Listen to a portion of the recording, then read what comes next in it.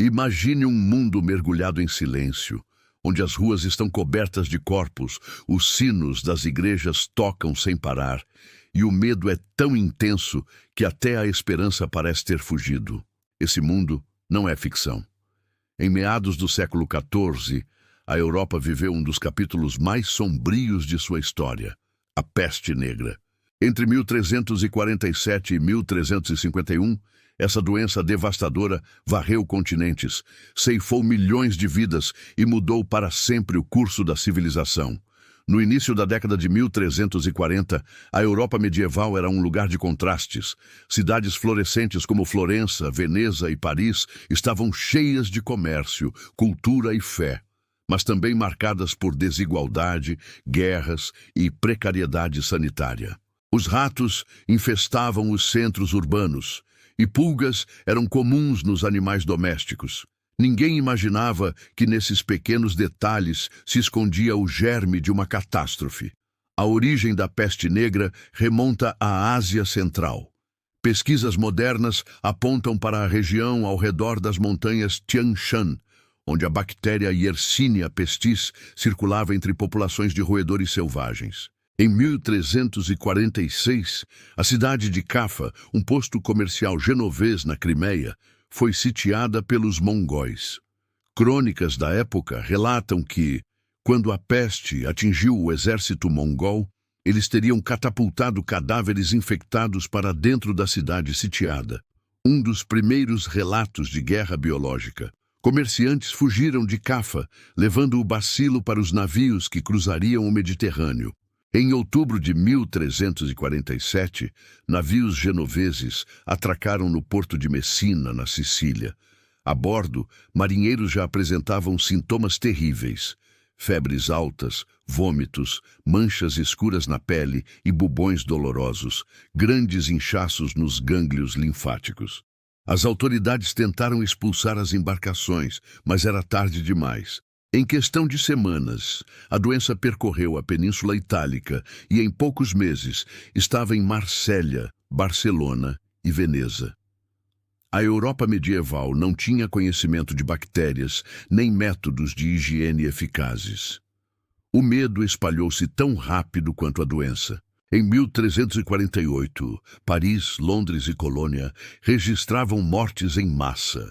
Crônicas medievais descrevem famílias inteiras dizimadas e cidades fantasmagóricas.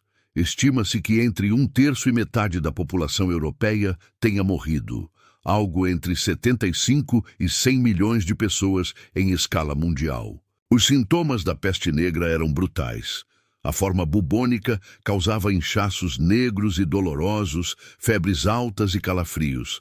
A forma pneumônica atacava os pulmões e podia ser transmitida pelo ar, matando em poucos dias.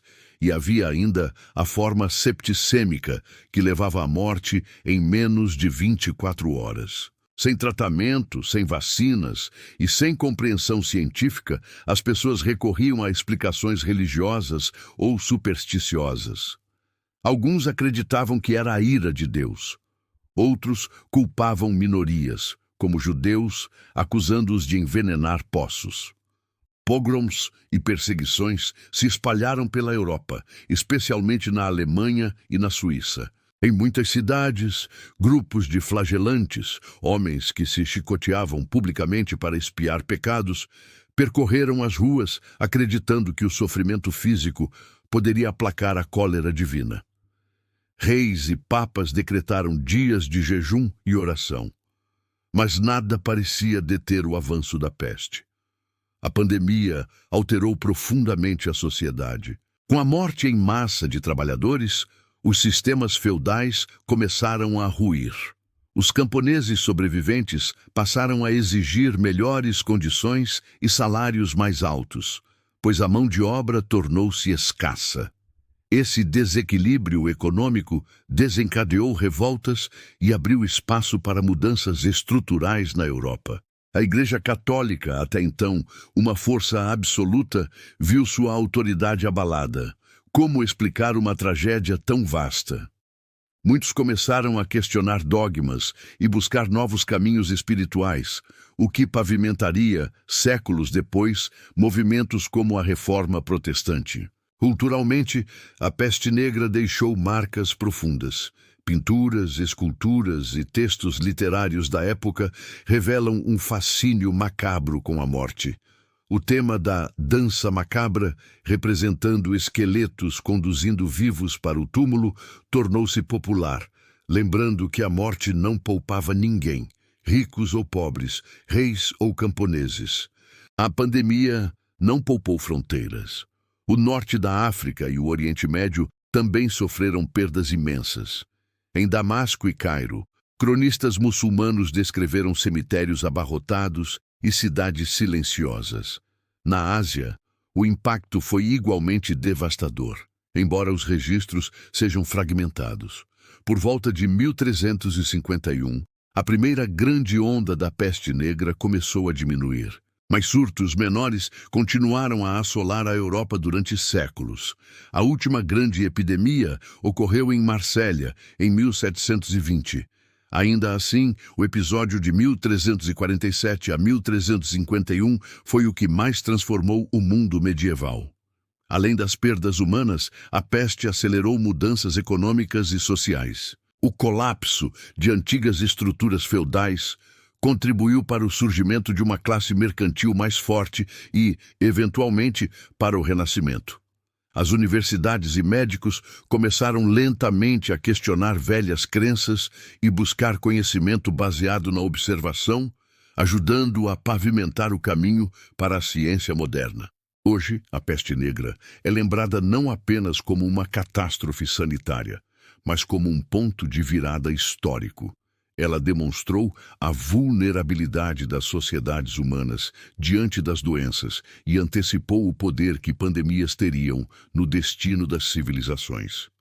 A peste negra deixou uma cicatriz profunda no tecido da história. Entre gritos de desespero, igrejas lotadas e ruas desertas, o mundo medieval renasceu transformado. Em sua tragédia, a humanidade encontrou as sementes de renovação que moldariam o futuro. Assim, ao lembrar dessa pandemia, percebemos que até os momentos mais sombrios podem abrir caminho para mudanças que definem eras inteiras. História proibida, revelando os segredos que o tempo tentou apagar.